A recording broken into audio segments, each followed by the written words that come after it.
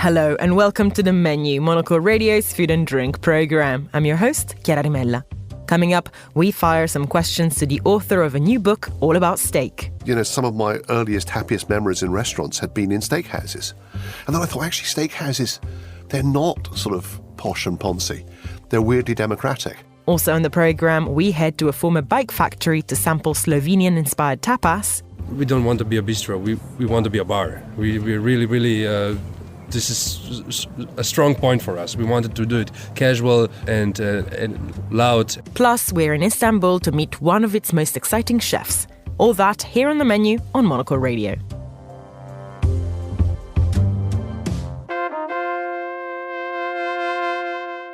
Few ingredients command as visceral a response on how best to prepare or enjoy them as steak. This kind of meat may be a staple in many different cuisines and traditions, but despite some variations in cooking methods across cultures, the fundamentals of a well-done or rare or medium-rare steak remain the same. With chips or peppercorn sauce, chimichurri or a béarnaise, steak is something that's part of most people's food memories. It's comforting and familiar, but it also carries a sense of occasion. Tim Hayward has spent much of his life cooking and writing about food, but for his latest book, aptly and simply titled Steak, he decided to delve into all of the cultural connotations, technicalities and tips surrounding this particular favourite of his. I sat down with him in the studio to get the lowdown on cuts, marbling and sizzling, and how he likes his steak done. It's a weird thing. I mean, I've always loved it. It's always been there. It's always been sort of part of my life. But the reason I started the book was I just thought there's so many ways it's been part of my life, and it's part of everybody's. And most people just think it's kind of a sort of a daft luxury thing, and, you know, blokes will spend stupid amounts of money on it and more sensible people won't. But actually, you know, I remember as a kid, Mum getting, you know, sort of one steak from the freezer store, because Dad had had a good week at work. And then, you know, we didn't get the steak, but he did. And it was kind of little things like that you remember from your own life. And then I realised that, you know, some of my earliest, happiest memories in restaurants had been in steakhouses.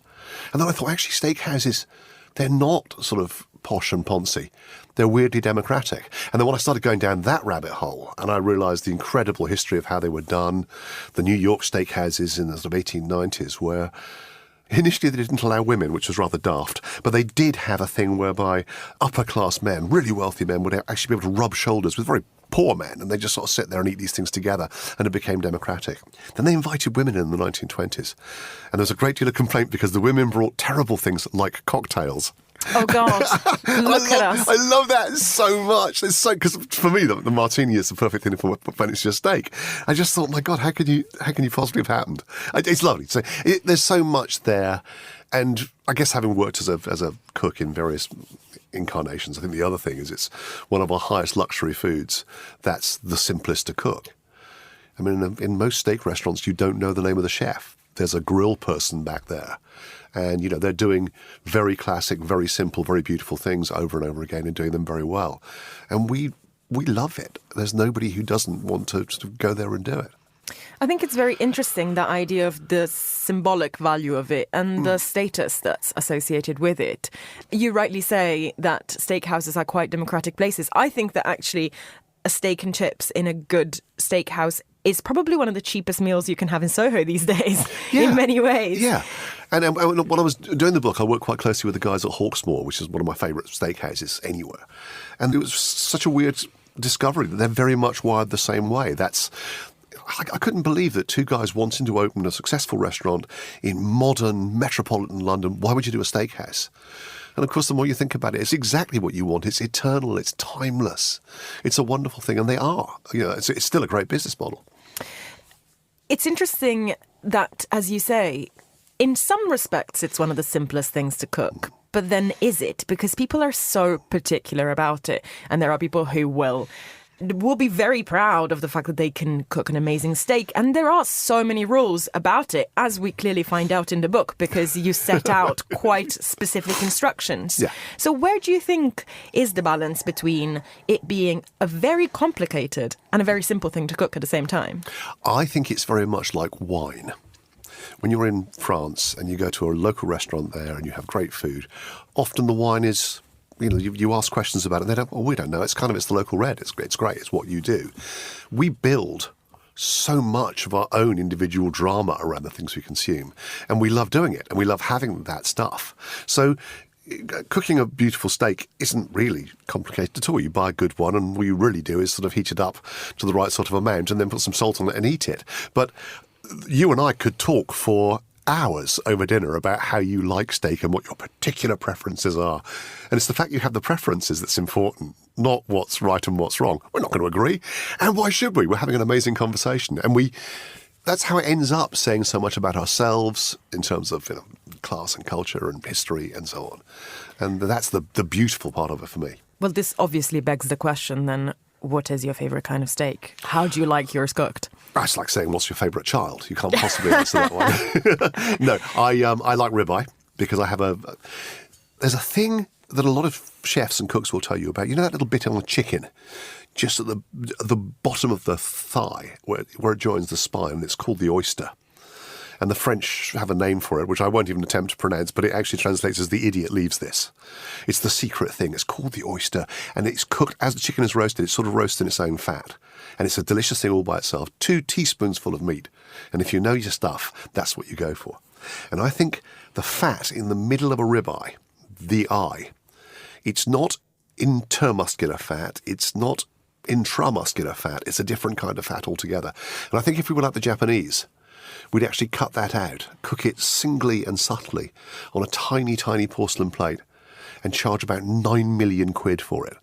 It's just that it's a perfect, sublime texture, taste, everything about it. And that's not even the meat. That's the bit some people would chuck away. But that's beautiful. It's a lovely, lovely thing. Well, you mentioned Japan there, and I think it's quite interesting that, again, a steak is a simple thing to cook, and in many respects is quite a homogenous thing across the world because lots of people consume steaks in fairly standardized versions around the world. But there are so many variations, and you kind of go a bit into it in the book in the sense that you touch on restaurants around the world that might make theirs differently. But you don't really lean too much. There's some bits about asado, for example, but you don't lean too much into necessarily the different cultural ways that steak is consumed around the world. Do you think that there is a homogeneity in the way that we consume steaks, or how much cultural difference is there around the world around this singular item? There isn't an enormous amount of cultural difference. The differences that are terribly exciting. So, what was happening in Argentina, for example, their steaks pampas raised, and then cooked over a fire, tremendous. Actually very similar in finish to a good Italian steak, a good Spanish steak, no big deal there. But actually what's more important to me, for example, is the fact that now you can't get those anymore in Argentina unless you actually own an estancia, because the entire production of that country has gone over to corn-finished beef that is the kind of stuff that you need for the American market, which is where they can make more money. And that's the kind of thing that, unlike almost any other meat, beef in many countries is a commodity. So it's entirely fungible. You can buy a USDA steak in America, and it's been judged by the government to be correct and tested against 20 different criteria, and it's a jolly good thing. It's quite fatty, it's quite buttery in flavour, but not very pronounced. But if you go into a shop and say, I really badly want a steak from a red poll, well, they won't have it. They don't talk about what the individual animal is. As long as the fat's there, the rearing element of it is not necessarily important because it's been commodified. And it's one of the things that I found towards the end of the book. I started to realise that actually this country, maybe Spain in parts, Italy in places, are the last parts of the world where we're actually just letting the animals kind of do their thing. The average animal raised for beef will be killed at the point of sexual maturity. There's no point putting more corn into an animal once it's gone through puberty and it's big and it's muscly, and after that time you're just chucking corn at it and giving it a good time, but it's not going to get any bigger. Apart from dairy cattle, where they don't even start being productive until they've reached sexual maturity and they lactate. Other places, and places like northern Spain, they have animals that are 40 years old because they've been working as tractors on the farm. Now that's some amazing meat that's got a real life and it's got some real texture and story and flavour to it.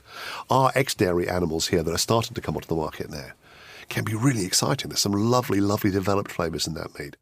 I wonder if you think that knowledge, both scientific and of origin, genuinely increases your pleasure and your experience of food when you consume it. What a lovely question. Nobody's ever. I mean, it's sort of my raison d'etre. It's the reason I write. It's because I'm absolutely fascinated by that thing, and it gives me enormous pleasure. But I'd never really thought, does it to everybody? I mean, I feel very empowered when I understand those things, and I feel it easier to connect the emotional and the intellectual. I guess the best thing you can do is put it there honestly. Try and put it there in language that people can understand. Communicate well. And then give people that stuff and say, look, this makes me so excited. I really hope it does for you too. Have a look through it. See what you think. And I don't know, maybe I want to just go stand in a bookshop and see what happens. If one person in 10 looks at it and goes, oh, God, no, not interested. Yuck. Don't want to know. That's fine. Maybe everybody shouldn't buy it. No, but I think a lot of people would. That was Tim Hayward speaking to me at Midori House. You're listening to The Menu. Next, we're headed to Slovenia's capital, Ljubljana. Here, what was once a Yugoslav-era bicycle factory has been turned into a creative hub called Center Rog. And it's not just about craft, technology and design. There's space for culinary experimentation as well. This location on the river is the new home for a long-standing Ljubljana favourite, Tabar, which has taken the occasion to relocate to fresh digs. Once set in the increasingly tourist-packed town centre, this restaurant and bar mixes fine dining with what the team call fun dining. On the menu, you'll find tapas with a Slovenian twist, accompanied by wines from around the country. This is a casual space for locals to enjoy excellent food and drink at prices that mean they can make it a regular occurrence. Monocle's man in the Balkans, Guy Launey, is one of them. He brings us this report. Welcome to the newest space on Ljubljana's riverside. This is not the tourist centre that a lot of people are familiar with. We're actually outside what used to be a bicycle factory known as Rog, and it's been totally transformed into the Rog Creative Centre. But on the ground level, out here by the river, there's a different kind of creativity going on. That's culinary creativity and the return of one of Ljubljana's favourite restaurants, Tabar. After 10 years at the same location, we needed a new thing, a new move. Yuri Osole is Tabar's founder and sommelier. The same location and as well the city centre was going to be more and more touristic. Quality-wise, it was going further away from us. It just needed a change after 10 years, and this was a space, a beautiful space with the tall ceilings. It is only once in a lifetime you get an opportunity to get a space like this here for a nice amount of money here, because Ljubljana is blowing up with the rents around here. So here is everything is good, and we could do the new space, the new concept that we wanted to do in 2 floors. This was the main thing.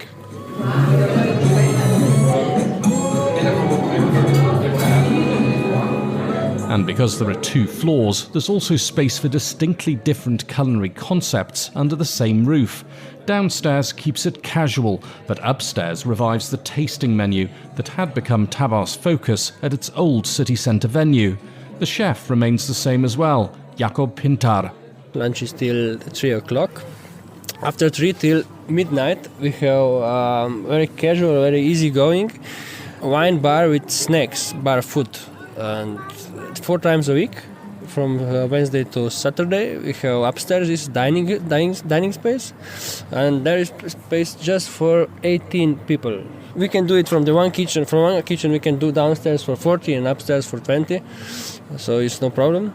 It's very interesting when I look at your downstairs menu. The upstairs not open yet, but your downstairs menu. This looks like a return to the original sort of vibe of Tabar, which for those of us who knew and loved it was a Slovenian small plates restaurant.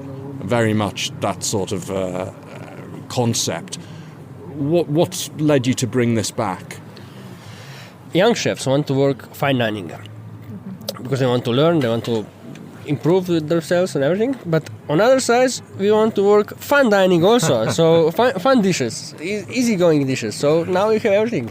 We were always looking for a casual place with a comfort place. And this is a downstairs place. So just people can come inside for drinking or and of course everybody's welcome to eat. But the idea is, in Ljubljana after Corona, after we ran out of bars, we ran out of we don't want to be a bistro.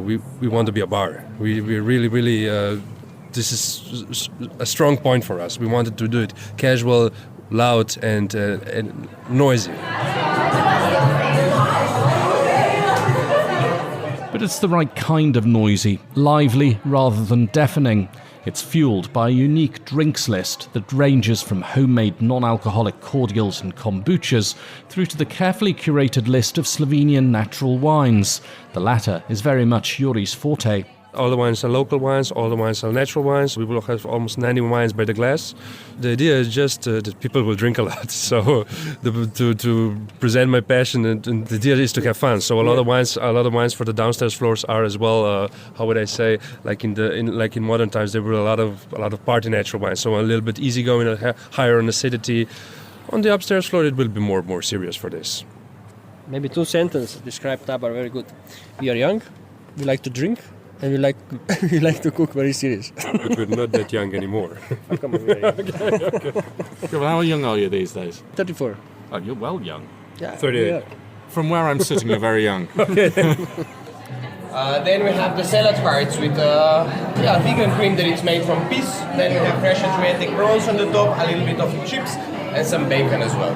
This is the hot smoke. Tabar is about more than just the drinks. The food is among the best in Ljubljana, and most of it comes on small plates, hence the ta in Tabar. But you'll soon discover there's one word you shouldn't utter. The tapas word was bad for us. It wasn't like we wanted to present ourselves, but everybody was just Spanish tapas. Why is this? Why is this that? So just sharing now, just sharing. Sharing snacks.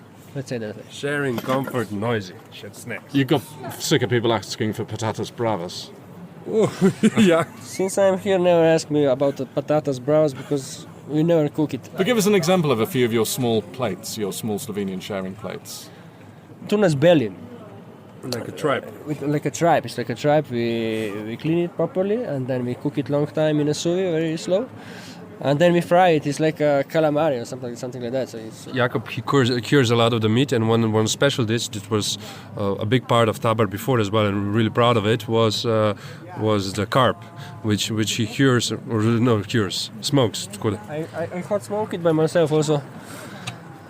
This is one dish which is coming with horseradish, and there is another very signature which came from Tabar there also. We dry aged beef by ourselves, and it takes 3-4 months. It depends on the quality of the meat. And out of that meat, we make beef tartar. So it's very focused, very strong taste, very not a lot of moisture inside. It's very good. The thing is, though, people listening to this, they might be listening to this and all the care and the quality that's going into it, and think, my goodness, this will be a once in a lifetime thing. I'll have to save up for it. But the beauty of Tabar is that's not the case at all. How important is it for you to be accessible for everyday people in your city of Ljubljana? The most important thing, right now, this was the big change that downstairs will be inclusive and upstairs exclusive. So accessible as much as we can. A big thing that was here is, and as well why we moved here, was the old city center got really touristic. So there is no more locals almost there, and not that we only need to live from locals. We want to create a community that locals can come here every day, drink every day, to be here every day as well. When we're all seasonal workers, and when the season is over, everything drops really big, and we still need local guests to support us, to be with us for good and bad, of course. We look forward then to the establishment of the exclusive space to go along with the inclusive space. We'll do our best, I promise. And I believe that. For Monocle in Ljubljana, I'm Guy de Launey. Thanks, Guy. This is the menu on Monocle Radio. Now it's time for the week's top food and drink headlines. Here is Monocle's Monica Lillis. This week, Thailand announced that it is considering scrapping a 52-year-old booze ban. The law, which has been in force since 1972, prohibited the sale of alcoholic beverages between the hours of 2 p.m. and 5 p.m. in hotels, supermarkets and restaurants. However, the Thai government is under pressure to boost Southeast Asia's second largest economy following weak consumer spending and rising costs. The hope is this change will target the country's annual 36.7 million tourists and provide urgent economic relief. Chocolate maker Ferrero has revealed it is launching a vegan version of its household staple hazelnut spread, Nutella, this autumn. The aim for the new plant-based iteration of the spread is to reach homes of up to 12 million flexitarian consumers looking to reduce animal products in their diet. This follows a stellar year for the product with a 20% sales increase. And finally, celebrations are in order as the Caesar salad marked its 100th birthday on the 4th of July. The birthplace of the hallowed dish, Tijuana in Mexico, will host a number of commemorative events this month, including a 3-day food and wine festival, as well as an unveiling of a statue of Caesar Cardini, the salad's inventor. Those are the week's food and drink headlines. Now back to Chiara. Thanks, Monica. You're listening to The Menu. What does authenticity mean in the kitchen? Today's generation of chefs often feels pressured into examining and reinterpreting the cuisine of the country where they come from. But sometimes, for a chef, cooking authentically means preparing food that's close to your heart and representative of your personality, regardless of heritage or tradition. At his restaurant Arkestra in Istanbul, chef Cenk Debensason values a sense of excitement and novelty in his recipes. When he's cooking, he doesn't like to stick to particular rules and doesn't mind making mistakes in his process to get to surprising results. This carefree approach to fine dining has made his restaurant into a beloved neighborhood hangout where locals love to spend an evening listening to a peerless playlist put together by his wife, Deborah Ipekel. Having sampled Cenk's talents at a pop-up dinner at London's Carousel, I sat down with him to find out more about his process and taste. If you had to put a fil rouge through all of your dishes, if there is one single aspect that brings your cuisine together, what is it? I think that would be my diversity, because I traveled all around the world, since I'm 18 years old. I studied in Turkey, my high school, and then I went to France to study cooking, and then I went to States, to Los Angeles, to San Francisco, and I worked with too many different chefs. So I think I had some influences from them. That's why my menu is changing a lot. How much pressure is there nowadays if you're based in a place to represent and replicate the recipes of the place where you're based? I feel like many restaurants around the world nowadays are taking this very literal approach to making the recipes of their tradition more contemporary. Do you feel the pressure to do that in Turkey? Do you think that people expect you to be also modernizing Turkish food? I don't think so, because people know me in Istanbul as a chef, and they know my story, and they know that I don't have Turkish roots. My grandparents, they were Spanish, and they moved to Turkey in the Ottoman times. So I don't feel like belonging to any Turkish traditional story, and I don't know Turkish food at all. Because when I was young at home, my parents were cooking Sephardic Jewish food and also some Istanbuliyot food, like we call it Istanbuliyot. And it was all diverse. So I don't feel like cooking Turkish food, and I don't feel a pressure of this. In this sense, then, what do you think authenticity means to you? How are you authentic to yourself, and how is your food authentic? And what does really this word that is used so much in kitchens mean to you? I think whatever is authentic is something which I feel comfortable with, because I think Arkestra became an authentic place for Istanbul, but it's not authentic historical restaurants, because we kind of feel that people who come to Arkestra, our clients, they feel like home. And in Istanbul nowadays it's missing, this thing is missing, feeling like home, welcomed in a restaurant, and feeling no pressure of a fine dining environment, and being casual and seeing other people, talking to other tables. Because most of our clients, when they come to Arkestra, they see some friend of theirs, and they catch up with them, and they see other tables, and they kind of feel like in a community restaurant, kind of. So I think it's authentic. I think that's really interesting, that idea of community? Because last night at dinner, there were also some solo diners. And I feel like fine dining does attract people who want to really focus on what they're eating. And there is a sense of reverence for the amount of time and effort that has gone into all these dishes. I mean, every single dish takes so much time, even just to assemble. There is such precision in it. So where is this balance between the reverence in certain respects and the focus on what you're eating, but also the importance of conviviality, where sometimes you kind of forget that you're eating because you're having lovely wine and you're chatting and the food is there to accompany you, but it's not the sole focus of your experience. Where is the balance at Arkestra? In Arkestra, like we're in between, I think, because people are enjoying the music, the interior design, but at the same time when they try the dishes, like I think most of my dishes, they see the difference of the seasoning, and it kind of touches you from somewhere, from some spices, from some citrus, from some edgy tastes, I think. I think that's definitely true of some of the dishes that I tried of yours, that there is this moment that really catches you a bit unprepared, like the sushi rice ice cream, for example, which gives this sense of like temperature that you really didn't expect from a dish, or the apicius sauce in your duck dish, which is really sticky and syrupy and clearly something of a very specific, very ancient inspiration. How important is it for you that there is a bit of a fun, surprise and kind of novelty aspect to the dishes as well? I think fun part of it comes from my early ages, because I used to draw cartoons all my childhood, and I really wanted to be a cartoonist. So I like drawing on a blank paper. I like to draw caricatures, like graphics and stuff. So I think the fun side, it comes from that visual of cartoons. And I think the classic side, it comes from France, because that's where I learned cooking. I went to Lyon in 2008, where I was in Lyon, and I think Lyon is still the capital of gastronomy for French people. And that's where French people, they invented the basic mother recipes, all the classic sauces and all the must-do recipes in Lyon.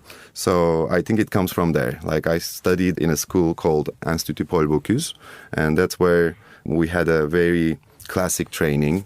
So yeah, I think the royal and the classic part of it comes from France.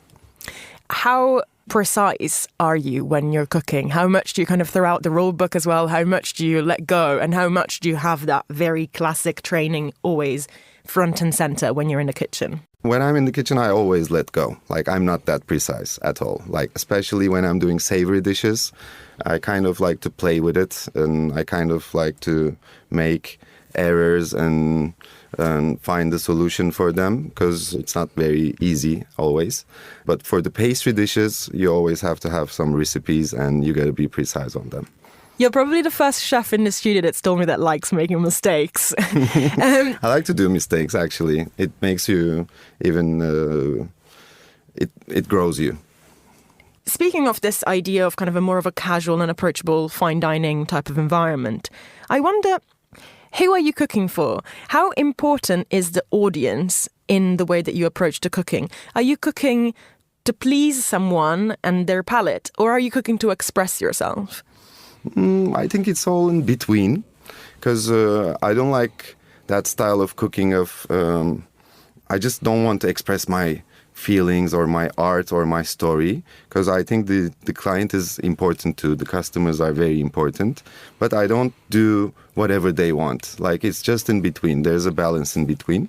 In Istanbul at Arkestra, like, our clientele is those are some people who went to Europe, who traveled all around the world. Like, they have the capacity to eat all around. So I know what they want, I know what they need, and I really know our neighborhood. Like, since I'm a little kid, I live in the same neighborhood as Arkestra. So I really try to keep the balance in between, because if I just do whatever I want to express myself, maybe some Turkish people wouldn't eat that food.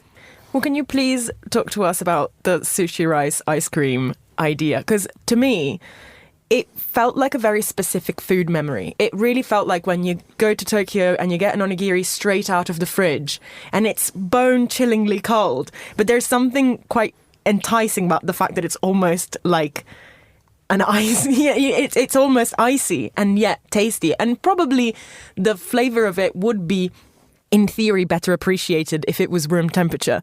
But the way that you experience it is often super, super cold.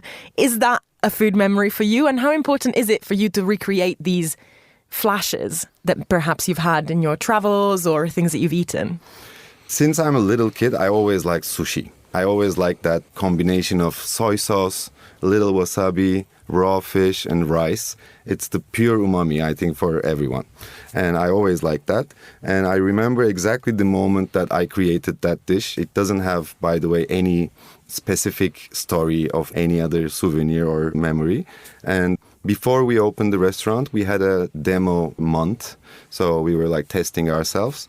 And I really wanted to create a raw crudo dish. Like I just wanted to have some raw fish with some Asian like soy saucy or ponzu flavors. So I did a ponzu sauce and then I cut my tuna because it's a signature dish that we make with tuna actually at Arkestra. And I always like to play with ice creams. I like to play with ice creams without recipe, without any chemicals in it. And yeah, I wanted to create that savory ice cream, not sweet and vinegary. So when I cut the tuna, I thought about the rice. How should I put the rice on it? And then I was like, okay, let's make an ice cream and let's play with the hot and cold side of the dish. Well, the music's clearly a very important side to proceedings. And I think it's so hard to get it right in restaurants. You want it to accompany you, but not to be overbearing, but also to be fun at the same time. I found myself, because you did bring a playlist to play at Carousel last night as well, I found myself kind of dancing along a little bit at points during the meal. And it's kind of like a happy dance because of the food, because the food is kind of popping up in your mouth, but then the music's also popping up around you.